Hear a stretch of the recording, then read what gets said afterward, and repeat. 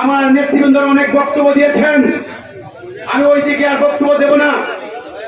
আমাদের অনেক দায় দাবি বলেছেন, এমপি মহোদয় শুনেছেন, আমাদের সার্কেল সাহেব শুনেছেন, তারা আমাদের এই বিষয়গুলো দেখবেন। আমি শুধু আপনাদের উদ্দেশ্যে দুটা কথা বলে শেষ করব।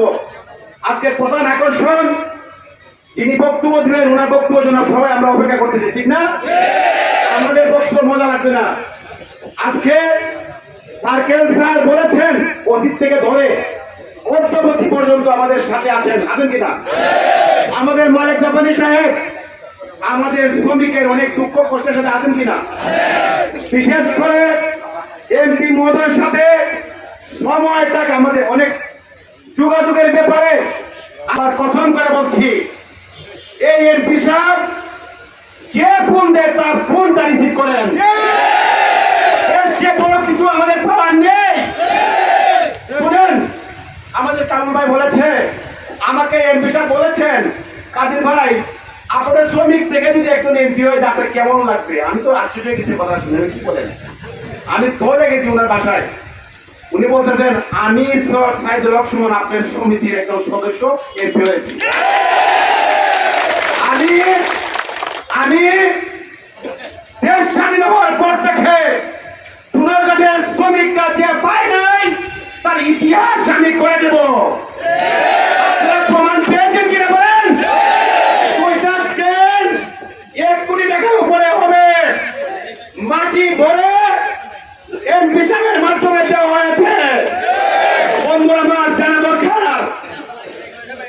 উনি আমাকে নিয়ে বলেছেন, কাদের ভাই আপনি যদি কোনো টাকা পকেটে দিতে পারবেন না, আপনি শ্রমিকের ঘামের টাকা দিবেন, আপনি আমার কাছে 1 লাখ 2 লাখ 5 লাখ টাকা দিবেন। ওই টাকাটা হবে শ্রমিকের ঘামের পয়সা। আমি 1 টাকাও নিব না। শুনেন, আমি 1 টাকাও আপনার কাছ থেকে নেব না। আপনার শ্রমিক, আমি শ্রমিক হিসাবে আপনার এইসব কাজ করে দেবো। আপনি খালি বলবেন কেউ আপনার কাছে টাকা চায় কিনা। আমি বলছি না ভাই, কেউ আমাদের কাছে টাকা চায় নাই। অদ্যাবধি 1 টাকাও দুটি স্ট্যান্ডের জন্য 1 টাকাও দেয় নাই। ওনার মাধ্যমেই সেটা হয়েছে। সোনারগাঁয়ের 7টি স্ট্যান্ড রয়েছে, প্রত্যেকটা স্ট্যান্ডের জন্য ওনার কাছে বলা হয়েছে এবং আসামের আগে কোনো জায়গা নেই। আমাকে নিয়ে বলেছেন ভাড়া লোন আমি দেবো। আমি এর চেয়ে আর কি পেতে পারি আমরা? আমি বক্তব্য শেষ করব। আমি শুধু এই কথা বলতে চাই, এতটুকু কথার পরেও এমপি সাহেব আমাকে বলেছেন, শুনেন এই শ্রমিক আপনি নিয়ন্ত্রণ করেন, আপনি নিয়ন্ত্রণে রাখবেন। চুনারগড় মাধবপুরের জনগণের দায়িত্ব আমার। আপনার মাধ্যমে, আপনার শ্রমিকের মাধ্যমে জনগণ যেন শান্তি পায়। আমি কথা দিয়েছি আমরা চুনারঘাটের শ্রমিকরা চুনারঘাটের জনগণকে শান্তি দেবো ইনশাআল্লাহ। আমি একটা কথা বলে শেষ করছি। অনেক রিপোর্ট আমি নিজেও এই বিষয়ে তারা বসা একজন পাবলিক এসে বলতেছে ভাই যেখানে 25 টাকা বাড়া গেলে 30 টাকা বাড়া নিচ্ছে। এইরকম উদ্দেশ্য তো চুনারঘাটের জনগণের কাছ থেকে আসতেছে। আমি বললাম না, যেটার লিগেল বেলা এটাই, তবে এখানে একটু সমস্যা রয়েছে। এমপি সাহেব চুনারগড় মাধবপুরে চুনারগড় শাস্তাগঞ্জে আমাদের 2টা সমিতি কাজ করে। আমরা ঠিকই 25 টাকা নেই, তারা নেই 30 টাকা করে। তো আমাদের শ্রমিকরা বিপদে পড়ে যায়, আমরা অনেক কথার সম্মুখীন হই। আপনি দয়া করে তাদের সাথে একটু কথা বলবেন। আমি অনুরোধ জানাই আপনাদেরকে, কেউ যদি অন্যায় করে আমরা কি অন্যায় করতে পারি?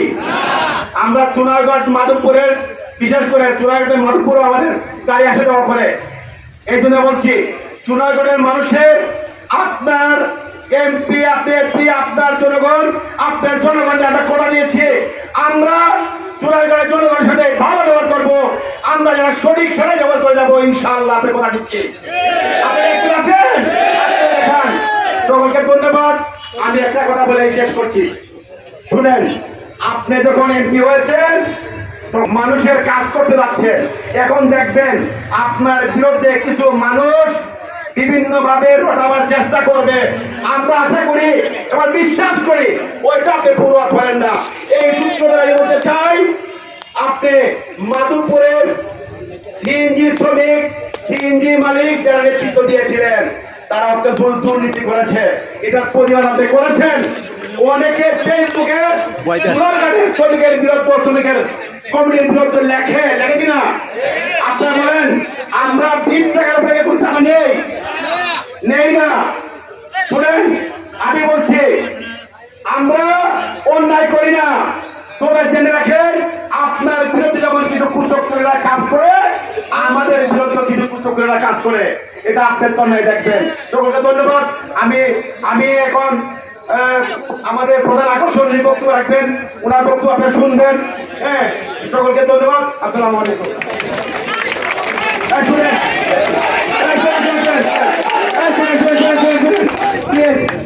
আমরা এমপি সাহেব বক্তব্য নিয়ে রেডি করবো, আপনারা সবাই অংশগ্রহণ করবো।